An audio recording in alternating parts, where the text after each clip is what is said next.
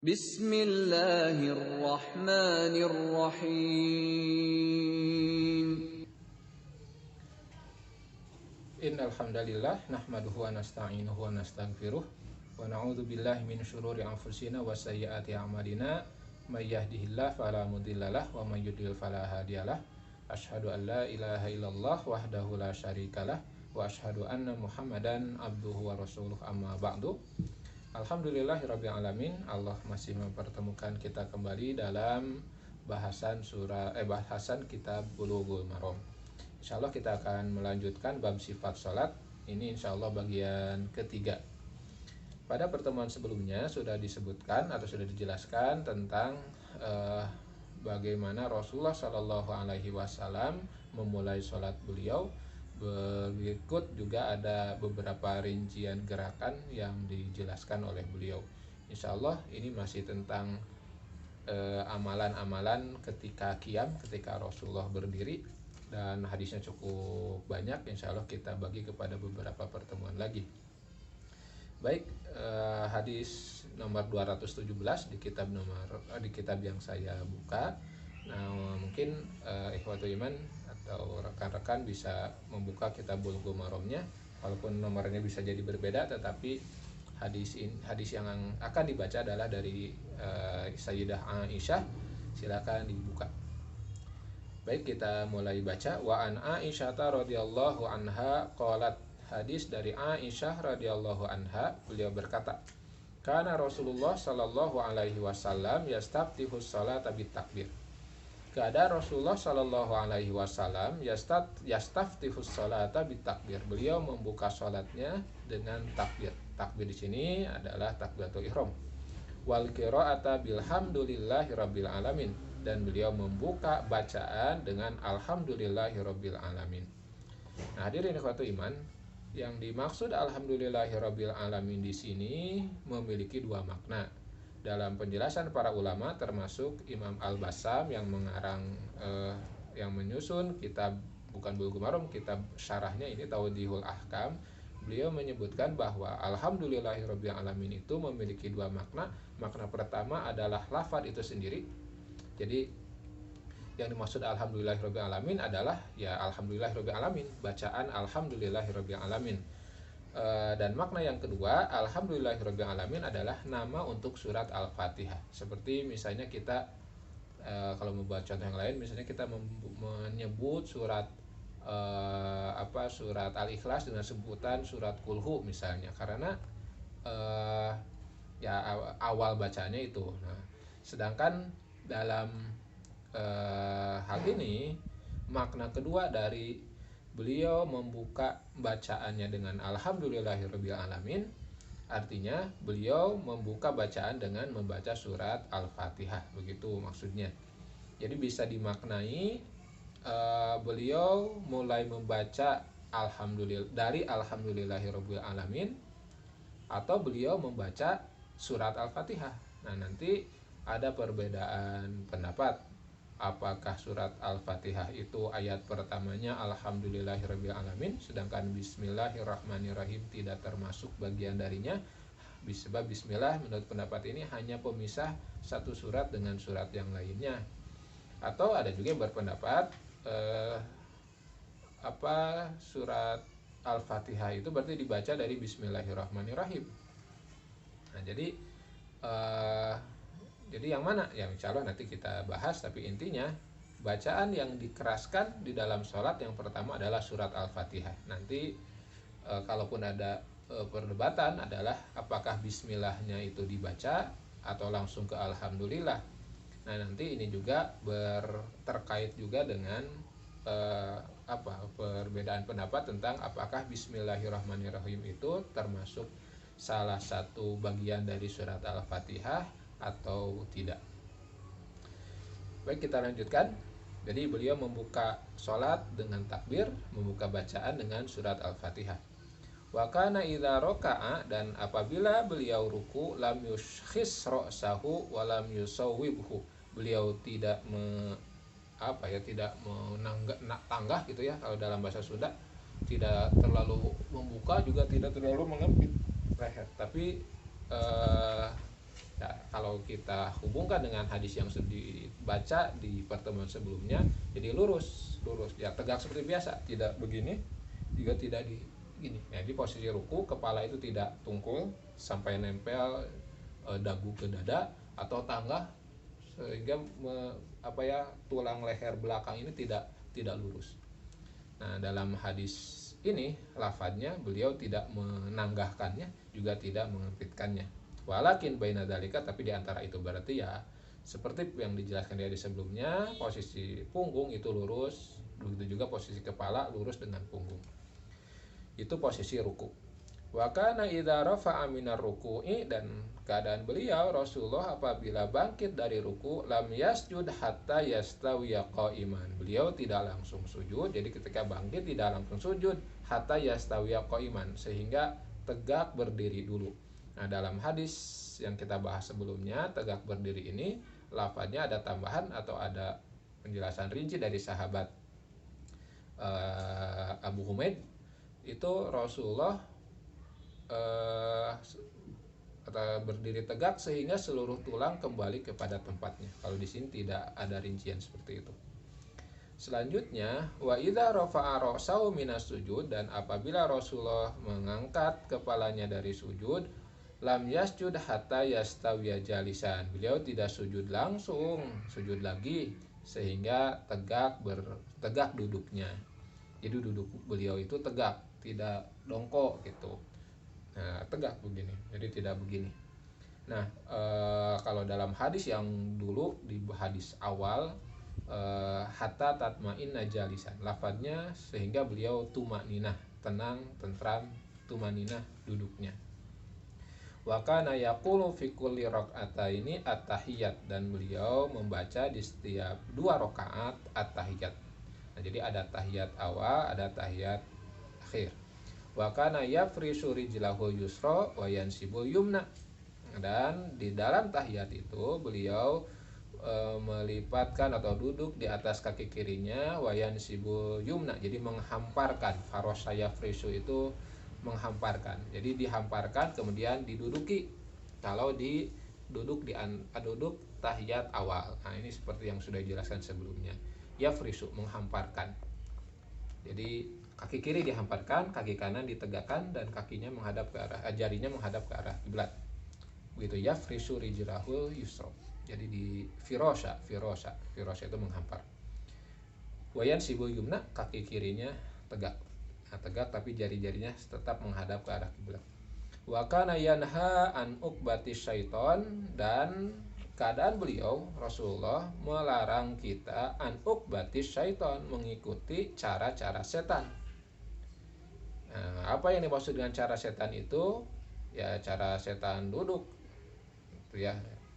Wa yanha an yaftari syarrajuli dhira'aihi iftirashas sabu'i, dan Rasulullah Shallallahu Alaihi Wasallam melarang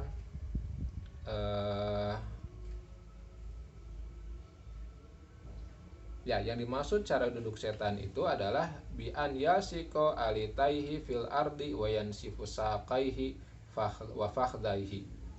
Jadi cara duduk setan itu 2 kaki dihamparkan dan ditegakkan saqaihi wa fakhidaihi. Jadi lutut ditegakkan, jadi begini. Nah, ini cara duduk setan. Itu ya. Saqaihi wa fakhdahi, jadi pahanya ditegakkan. Nah, itu cara duduk setan sambil dipeluk. Nah, itu cara duduk setan. Jadi cara duduk dalam sholat itu ya seperti tadi.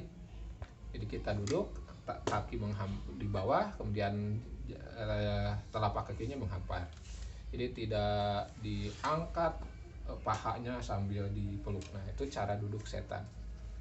Jadi kalau ingin tahu cara duduk setan ya kayak gitu, nangkep tuur. Nah, kalau dalam bahasa Sunda gitu, nangkep tuur.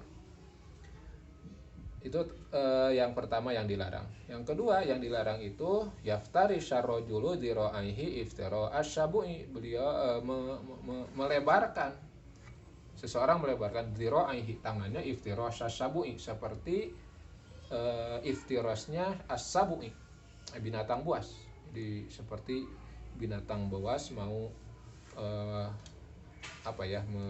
menerkam gitu kan gini.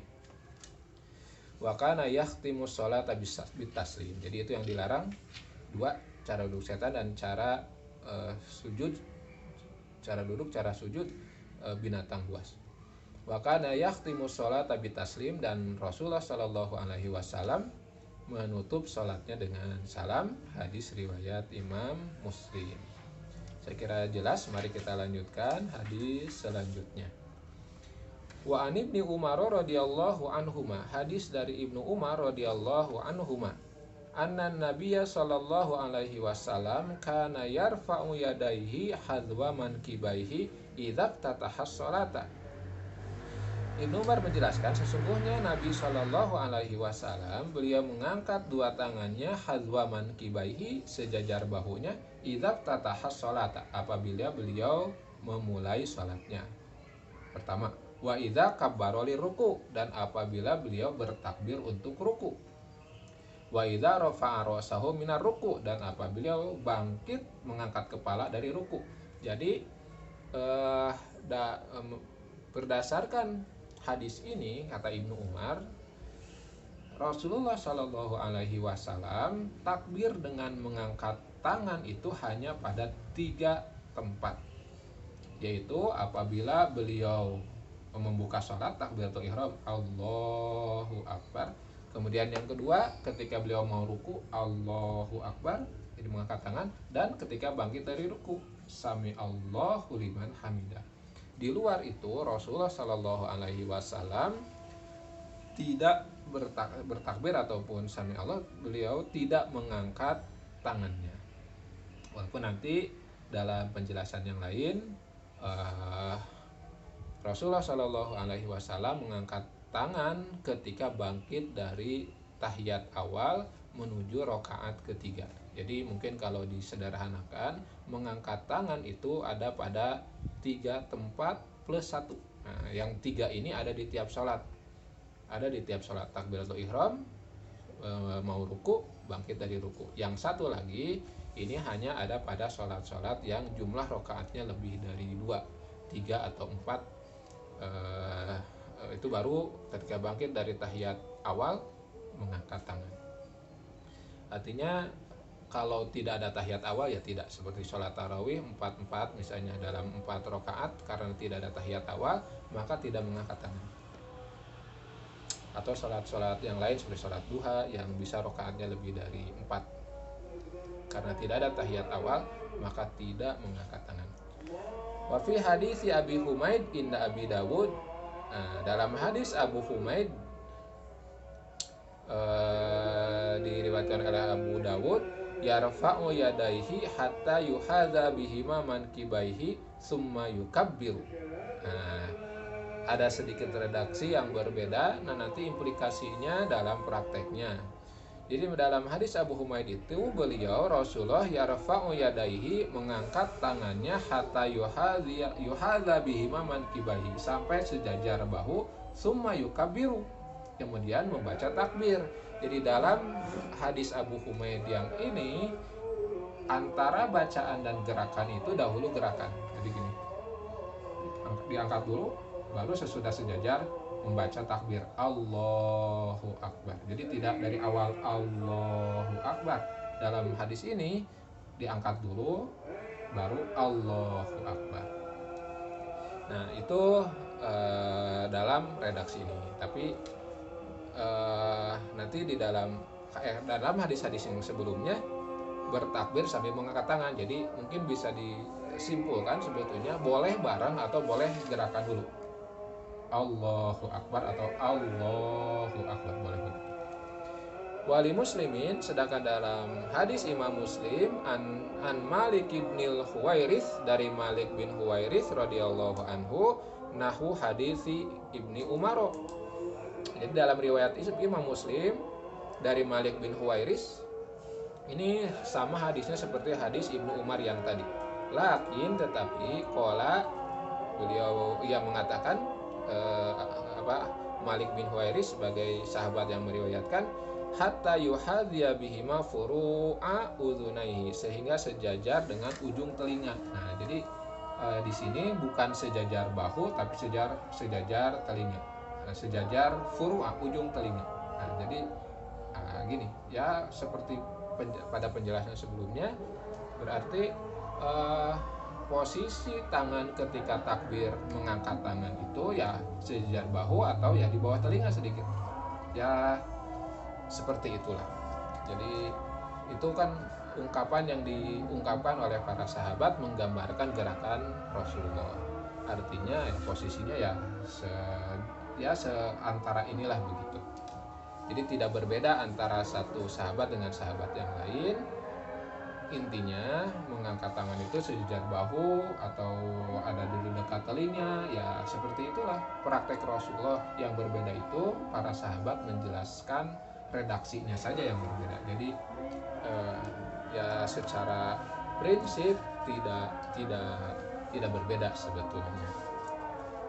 Baik, saya kira jelas. Mari kita lanjutkan hadis selanjutnya. Walaupun ada terdengar adzan, insyaallah kita lanjutkan sejenak. Wa an Wa'il bin Hujrin, hadis dari Wa'il bin Hujrin radhiyallahu anhu qala, ia berkata, shallaitu ma'an nabiyyi sallallahu alaihi wasallam, aku salat bersama Nabi sallallahu alaihi wasallam, fa wada'a yadahu yumna ala yadihil yusra ala sadrihi, maka beliau, aku salat bersama Nabi, maka beliau menyimpan tangan kanan di atas tangan kiri, ala sadrihi. Nah, ala sadrihi, di atas dada. Nah, di atas dada. Nah, hadirin ikhwatul iman, dalam penjelasan Imam Al-Bassam, yang dimaksud dada itu adalah muqaddamu kulli syai'in, bagian depan segala sesuatu itu disebut sodrun. Nah, dalam bahasa kita memang ada dada, ada perut gitu ya, ada pusar dan lain-lain. Nah, kalau sodrun itu sebetulnya istilah umum untuk bagian depan, tapi tentu bagian depan badan kita ini sodrun. Walaupun di sini perut bawah ini ada yang disebut batnun, kemudian udal itu as-surrah, surrah. Nah, tapi yang jelas ini adalah bagian depan. Ulu hati pun itu bukan perut, ini masih bagian dada. Maka dalam penjelasan para ulama gitu ya, ala sodrihi itu memang ada yang mengharuskan di sini. Jadi menyimpan tangan kanan di atas tangan kiri di atas dada, di dada begini. Ada juga yang menjelaskan ya di atas ini, di atas ulu hati begitu. Nah, ini berdasarkan hadis redaksi dari Ali bin Abi Thalib. Jadi Rasulullah Shallallahu Alaihi Wasallam menyimpan tangan kanan di atas tangan kiri itu fauqas surah, di atas, lebih, bukan pas udahnya, bukan di atasnya, di atas surah, di atas surah. Jadi ya sekitar di sini, dia lurus. Nah, jadi menyimpan tangan kanan di atas tangan kiri begitu. Nah, nanti dalam hadis yang lain disebut sambil menggenggamkan. Baik, kita lanjutkan hadis selanjutnya. Wa an Ubadah bin Samit, dari Ubadah bin Samit radhiyallahu anhu qala, qala Rasulullah sallallahu alaihi wasallam. Ya, ini masuk ke pembahasan surat Al-Fatihah. Jadi dari Ubadah bin Samit radhiyallahu anhu, ia berkata, qala Rasulullah sallallahu alaihi wasallam, Rasulullah sallallahu alaihi wasallam bersabda, la sholata liman lam yaqra bi ummil Qur'an, muttafaqun alaih. Tidak sah salat, tidak ada salat untuk orang yang tidak membaca Ummul Quran atau Al-Fatihah. Jadi kalau tadi sampai hadis yang tadi Wa'il bin Hujrin itu menjelaskan tentang posisi tangan. Jadi tangan kanan di atas tangan kiri, di atas dada atau di atas ulu hati. Kemudian dalam hadis ini, dalam hadis Ubadah bin Samit masuk ke bacaan Fatihah. Jadi kata Rasulullah, ini penegasan langsung dari Rasulullah sendiri, tidak sah sholat atau tidak ada sholat untuk orang yang tidak membaca surat Al-Fatihah. Di dalam riwayat lain dari Ibnu Hibban dan Ad-Darqutni, la tujzi'u sholatun, tidak diperbolehkan satu sholat pun, la yuqra'u fiha bi fatihatil kitab, tidak dianggap sholat siapapun, sholat apapun yang tidak dibaca padanya bifatihatil kitab, surat Al-Fatihah. Wafi ukhra, sedangkan dalam hadis yang lain diriwayat Imam Ahmad, Abu Dawud, wa Tirmidzi, wa Ibnu Hibban dan Ibnu Hibban, la'allakum taqra'una khalfa imamikum, la'allakum taqra'una khalfa imamikum, qulna na'am. Nah, jadi Rasulullah pernah bertanya, la'allakum, apakah kalian membaca di belakang imam? Qulna na'am, iya kami membaca. La'allakum, jadi apakah kamu seolah-olah sepertinya gitu ya, aku dengar kamu membaca sesuatu di belakang imam. Qulna, para sahabat menjawab na'am. Qala, maka Rasulullah menegaskan, la taf'alu illa bifatihatil kitab fa innahu la sholata liman lam yaqra biha. Jangan lakukan itu kecuali membaca surat Al-Fatihah, sebab tidak ada salat untuk orang yang tidak membaca surat Al-Fatihah. Jadi sampai sini kita dapat menyimpulkan bahwa membaca surat Al-Fatihah itu hukumnya wajib dan menjadi rukun sholat. Semua sholat, artinya tidak sah sholat yang tidak dibaca di dalamnya surat Al-Fatihah. Baik, kita lanjutkan. Wa an Anasin radhiyallahu anhu, hadis dari Anas radhiyallahu anhu, anna Nabiyya sallallahu alaihi wasallam wa Abu Bakrin wa Umaro kanu yaftatihuna sholata bilhamdulillahi rabbil alamin, muttafaqun alaihi. Dari Anas, sesungguhnya Nabi, kata beliau, Abu Bakar, Umar, mereka membuka sholatnya dengan alhamdulillahi rabbil alamin. Zada Muslim, ada tambahan dalam riwayat Imam Muslim, la yadhkuruna bismillahirrahmanirrahim fi awwali qiraatin wala fi akhiriha. Jadi mereka, Rasulullah, Abu Bakar, Umar membuka sholat dengan alhamdulillahirabbil alamin dan tidak membaca bismillahirrahmanirrahim, baik itu di awal bacaan ataupun di akhirnya. Dan di dalam riwayat Imam Ahmad dan An-Nasa'i dan Ibnu Khuzaimah, la yajharuna bi bismillahirrahmanirrahim. Ada tambahan redaksi, mereka tidak menjaharkan bismillahirrahmanirrahim. Wa fi ukhra, dan dalam riwayat lain Ibnu Khuzaimah, dari Ibnu Khuzaimah, kanu yusirruna, keadaan mereka mensirkan. Jadi bacaannya tidak dijaharkan, tidak dikeraskan. Wa ala hadza yuhmalun nafyu fi riwayati Muslim khilafan liman a'allaha. Jadi atas hal ini dimungkinkan bahwa penegasian dalam riwayat Imam Muslim, dalam redaksi Imam Muslim yang dimaksud la yadhkuruna, tidak menyebut bismillahirrahmanirrahim, itu bukan bismillahnya tidak dibaca, tetapi tidak dijaharkan atau disirkan. Nah, hadirin ikhwatu iman, berarti kalau kita melihat hadis yang dijelaskan di nomor 221 ini, Rasulullah, begitu juga sahabat Abu Bakar, begitu juga Umar membuka bacaan dengan alhamdulillahirabbil alamin dengan lafaz alhamdulillah. Berarti bismillahnya tidak dibaca. Begitu kalau kita melihat redaksi hadis yang ini. Jadi bukan berarti bismillahnya tidak dibaca, tapi bismillahnya tidak dijaharkan atau disirkan. Cuma bacaan dimulai dengan alhamdulillahirabbil alamin. Nah, tapi tentu pendapat ini bukan satu-satunya, sebab ada pendapat yang lain dengan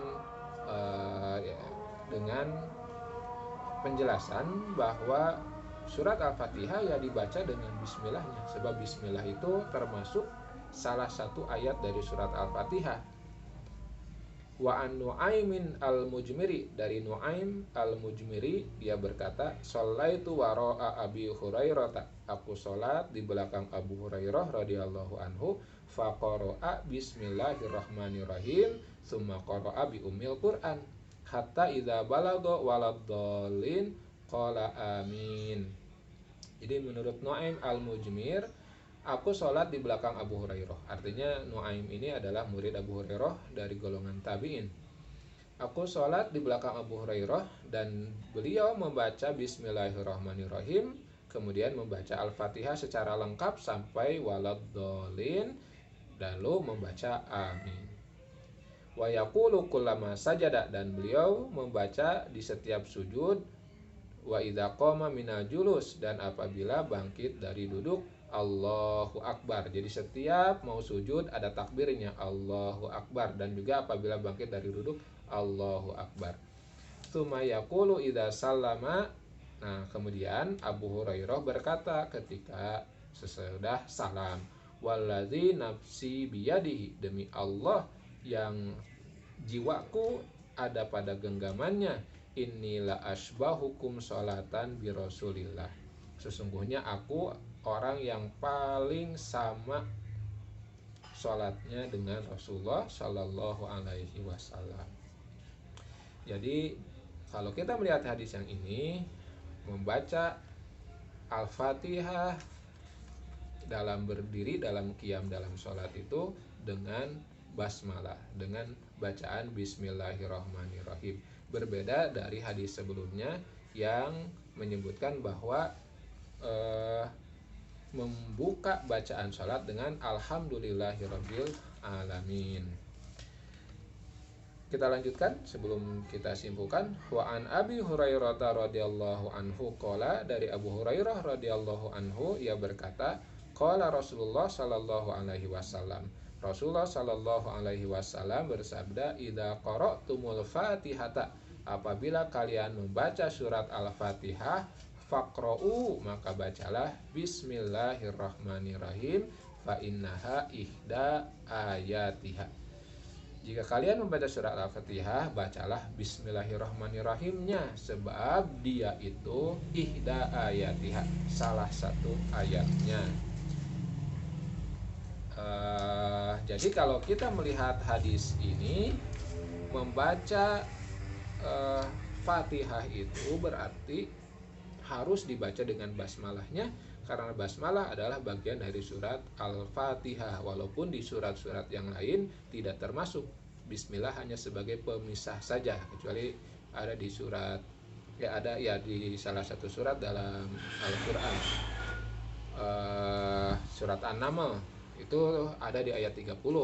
Tapi kalau di surat-surat yang lain selain Al-Fatihah, jadi Bismillah itu hanya pemisah dari satu surat ke surat yang lain. Tapi kalau dalam Al-Fatihah, menurut hadis ini, Bismillahirrahmanirrahim adalah ayat ke-1-nya.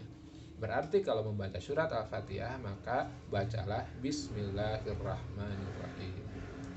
Nah, lalu bagaimana dengan hadis yang tadi yang kita baca, bahwa Rasulullah Shallallahu Alaihi Wasallam, juga Abu Bakar, juga Umar membuka bacaan dengan Alhamdulillahirabbil alamin.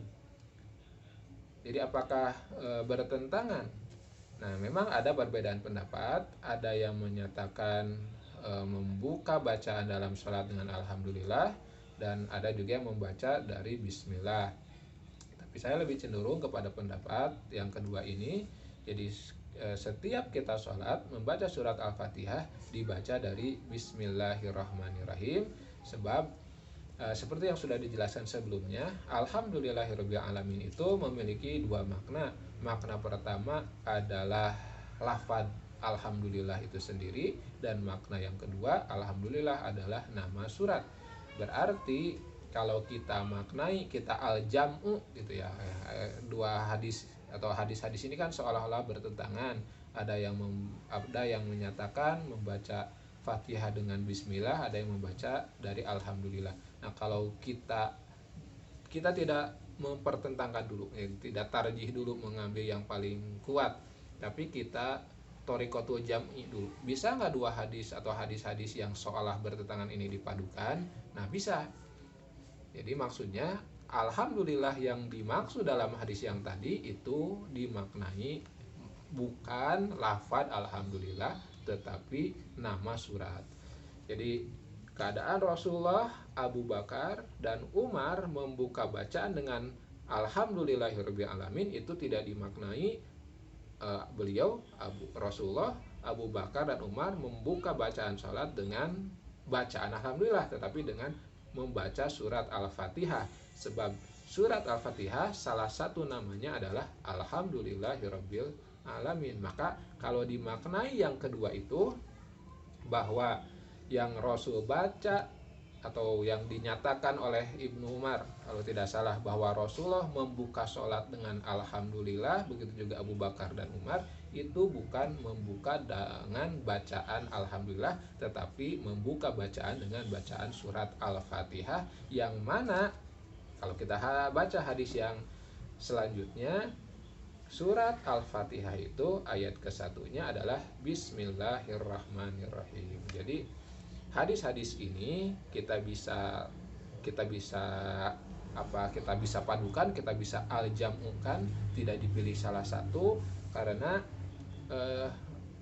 mungkin secara zahir saja saling bertentangan, tapi pada prinsipnya tidak bertentangan. Sebab yang dimaksud alhamdulillah di hadis tadi bukan bacaan alhamdulillah, tetapi nama untuk surat Al-Fatihah. Mudah-mudahan ada manfaatnya. Oh ya, satu lagi, mungkin kita baca satu hadis lagi, masih dari Abu Hurairah. Keadaan Rasulullah Shallallahu Alaihi Wasallam apabila faradha min qiraati umil Quran, selesai dari bacaan Al-Fatihah, rafa'a sautahu, beliau mengeraskan suaranya, waqala amin, dan beliau membaca amin. Jadi surat Al-Fatihah sesudah waladhdallin kita membaca amin. Nah, nanti dalam riwayat Imam Bukhari, Rasulullah Shallallahu Alaihi Wasallam menegaskan, idza qala al-imam waladhdallin, apabila imam membaca waladhdallin faqulu amin, maka kalian yang mendengar bacalah amin. Fa innahu man wafaqa taminahu ta'minal malaikah ghufira lahu ma taqaddama min dzanbi. Jadi dalam hadis Bukhari ada penjelasan, apabila imam membaca amin, maka kalian baca amin bersama imam. Maka siapa yang bertepatan, berbarengan bacaan aminnya dengan bacaan para malaikat, ghufira lahu ma taqaddama min dzanbi, maka akan diampuni dosa-dosa sebelumnya. Jadi dengan bacaan amin itu bisa menghapus dosa. Syaratnya wafaqu, harus bertetapan, bersesuaian, berbarengan antara amin kita dengan amin malaikat. Jadi artinya malaikat itu di dalam setiap sholat menghadiri, bahkan mungkin bisa ikut berjamaah, bisa jadi maknanya seperti itu. Dan setiap imam membaca waladhdallin, maka para malaikat juga membaca amin. Nah, jadi kapan bacaan malaikat? Kan kita tidak dengar, tidak melihat malaikat. Ya tentu sesudah imam membaca waladhdallin. Jadi di sini usahakan jangan ada bacaan-bacaan yang lain yang ditambahkan yang tidak sesuai sunnah Rasulullah Shallallahu Alaihi Wasallam. Saya pernah gitu, misalnya mendengar imam di suatu masjid misalnya, ketika sampai kepada bacaan waladhdallin, dia menambahkan Allahumma gfirli amin. Jadi sebelum amin Allahumma gfirli. Sebab padahal kalau dilihat dari hadis-hadis, Rasul sampai mengeraskan suara waladhdallin, maka bacalah amin. Dan nanti logikanya kalau kita menambahkan bacaan lain berarti tidak akan bareng dengan bacaan malaikat. Nah, padahal siapa yang bareng dengan bacaan malaikat, aminnya, bacaan aminnya, Allah akan ampuni dosa-dosanya yang telah lampau. Hadirin ikhwatul iman, itu saja mungkin pembahasan sifat sholat, terutama tentang bacaan Al-Fatihah. Mudah-mudahan ada manfaatnya. Insyaallah kita bertemu lagi di pertemuan selanjutnya. Aqulu qouli hadza wa astaghfirullah li wa lakum. Wassalamualaikum warahmatullahi wabarakatuh.